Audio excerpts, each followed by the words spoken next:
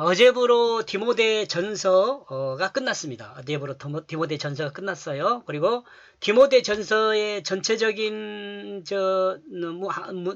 내용은 한 문장으로 정리해 보면 성경을 통해 새 생명을 이룬 자는 주님의 통치 안에서 본을 보여라라고 명하고 있다고 정리했습니다. 성경을 통해 새 생명을 이룬 자는 주님의 통치 안에서 본을 보이라 라고 디모데 전서를 정리 요약을 했습니다.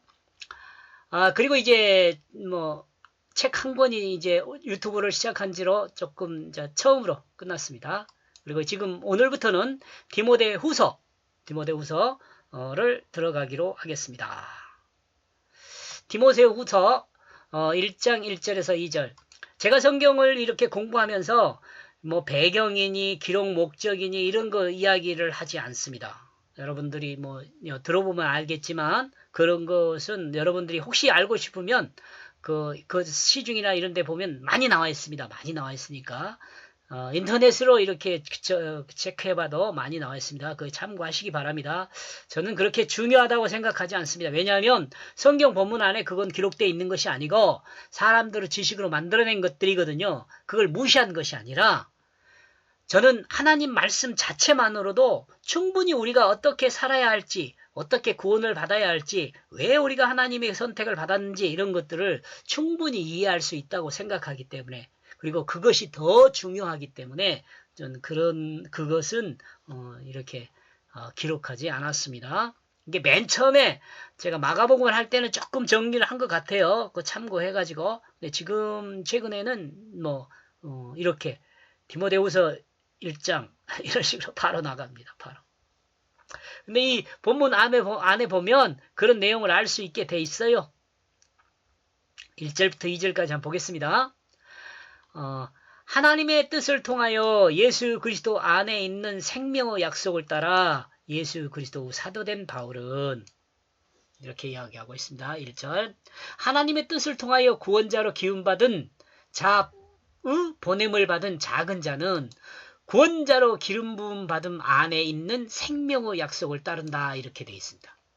다시 정리를 한 겁니다. 다시 읽어드릴까요? 하나님의 뜻을 통하여 구원자로 기름 부음 받은 자는 보냄을 받은 작은 자는 하나님의 뜻을 통하여 구원자로 기름 부음 받은 자의 보냄을 받은 작은 자는 구원자로 기름 부음 받은 자 안에 있는 생명의 약속을 따른다. 이제 여기 이렇게 돼 있으면 이제 궁금한 게 많죠. 구원자가 뭔지, 기름 부은 것이 뭔지, 생명의 약속이 뭔지, 이런 것들을 이제 쭉 그 안에서 설명을 아마 하게 되지 않을까 생각을 합니다. 생명의 약속은 복음의 약속을 말합니다. 복음의 약속은 하나님이 인간을 구원하여 영원한 생명으로 살게 하겠다는 약속입니다. 이 생명의 약속에 대해 부분 이해하셨으면 좋겠어요. 생명의 약속은 이거 부분으로 생명의 약속은 복음의 약속을 말합니다. 복음의 약속은 하나님이 인간을 구원하여 영원한 생명으로 살게 하겠다는 약속입니다. 이것은 하나님의 뜻입니다. 하나님의 뜻은 사탄의 유혹에 넘어가 인간은 진실을 벗어났습니다. 곧 거짓에 빠졌습니다. 그러므로 거짓에 빠진 인간을 구원하여 진실을 회복하도록 하겠다고 하나님께서 작정하셨습니다. 그리고 이 작정하심을 말씀을 통해 우리에게 약속해 주셨습니다. 말씀을 통해 인간을 구원하겠다고 약속하셨습니다. 이 약속, 구약의 말씀이나 신약의 말씀이나 모든 말씀이 이 의미가 담겨 있습니다. 이 의미가, 이 약속이 담겨 있어. 그래서 구약, 신약 이렇게 이야기하잖아요. 그러므로 작은 자는 이 말씀이신 구원자로 기움받은 자의 사도가 되어 보냄을 받게 되었다고 증거합니다. 여기서 다음에 또 설명이 되기는 되지만 그래도 한번 설명을 해보려고 합니다. 이 사도라는 부분에 대해서 설명을 해보려고 합니다. 우리가 보통 예수님을 직접 만나고 섬겼던 부분들을 부를 사도라 그래요. 그리고 이 사도의 제자들을 속사도라 그래요. 그 다음에 속사도 다음에는 교부라 그래. 이런 이제 신학을 하신 분들은 다 알겠지만 이렇게 이야기해요. 근데 사도, 저는 이 성경을 이렇게 보면서 도대체 사도가 뭔가 이런 생각을 해봤어요. 특히 바울을 통해서요. 이런 생각 해본 거예요. 하나님께서 바울을 사도로 사용했다는 것은 뭘 말하냐면 과거 옛날에 살았던 그 바울을 사도로 사용했을 수도 있지만 하나님은 바울의 삶을 뭘로 썼어요? 성경으로 썼어요. 성경 말씀으로 사용을 했어요. 바울의 삶을 성경 말씀으로 사용을 했어요. 그리고 이 시대에는 그 바울의 삶이 하나님 말씀으로 우리에게 보냄을 줬어요. 우리는 바울을 통해 들려주신 그 하나님 음성을 들어요. 바울이 사도죠. 이 말 이해하시겠어요? 어려운 이야기는 아닌데 다시 말할게요. 내가 밀어내갖고 그래요. 여러분들은 충분히 알았을 수 있어요. 근데 제가 밀어내갖고 혹시 이해를 못했으면 어쩔까 이런 생각을 하는 거예요. 자, 보세요. 바울이 사도잖아요. 근데 왜 사도냐면 하나님이 바울을 사용을 했어요. 그때 당시에 역사적으로 인물로 사용도 했지만 그 역사적 인물로 사용한 그 사건들 있잖아요. 바울을 통해서 이루신 그 역사를 하나님 말씀으로 사용을 했어요. 하나님 말씀으로 사용해가지고 그것을 기록해서 그것이 어디에게 보냄을 줬어요? 우리한테 보내줬어요.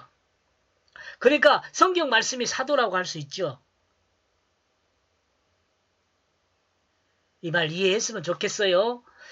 기회가 있으면 또 한번 이야기를 하지 않을까 싶습니다. 제가 디모데 후서를 연구하면서 그런 이야기를 몇 번 한 것 같아요. 2절 우리 주 예수 그리스도와 하나님 아버지의 은혜와 자비, 평강이 사랑하는 아들 디모데에게 있기를 편지하노라. 디모데 전서와 같이 디모데 후서도 바울이 디모데에게 편지한 형식으로 되어 있습니다. 이러므로 우리는 이 말씀을 하나님이 하나님의 사랑받는 자에게 편지한 내용으로 받으면 된다고 봅니다. 만약에 이 말씀이 바울이 디모데에게 편지한 내용으로 끝나면 아무 의미 없어요. 그냥 편지 글 그런 거나 상관없어요. 근데 우리는 이 말씀을 어떻게 받냐면 하나님의 사랑을 받는 자가 하나님 말씀으로 받아요. 디모데 후서든 전서든 성경 말씀은 하나님 말씀으로 받아요. 그래야 하나님이 나한테 뭔 말한지를 듣죠. 바울이 디모데에게 편지한 거 중요해요? 안 중요해요. 근데 그 편지한 내용을 하나님이 성경 말씀으로 사용을 했어요. 그래갖고 그 말씀을 통해서 우리에게 말씀을 하세요. 성경 말씀을 통해서 우리에게 보내줬어요. 그러니까 그 말씀을 우리가 들어요.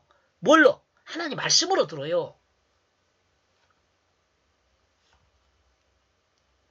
하나님의 사랑의 결심으로 기름 부음 받은 자 구원을 통한 하나님의 사랑을 받은 자가 하나님과 하나 되게는 역사가 있기를 원한다는 마음을 편지하고 있습니다.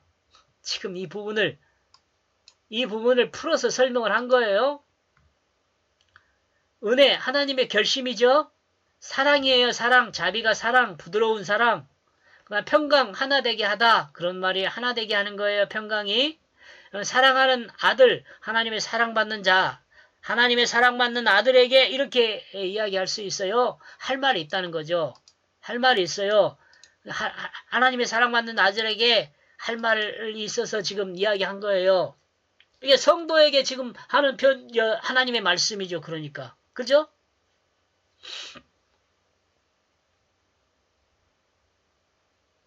고맙습니다. 아니, 여기까지 정리하면 디모데후서 1장 1절에서 2절은 하나님의 뜻인 예수 생명인 아들이 하나됨을 위해 편지하는 거예요.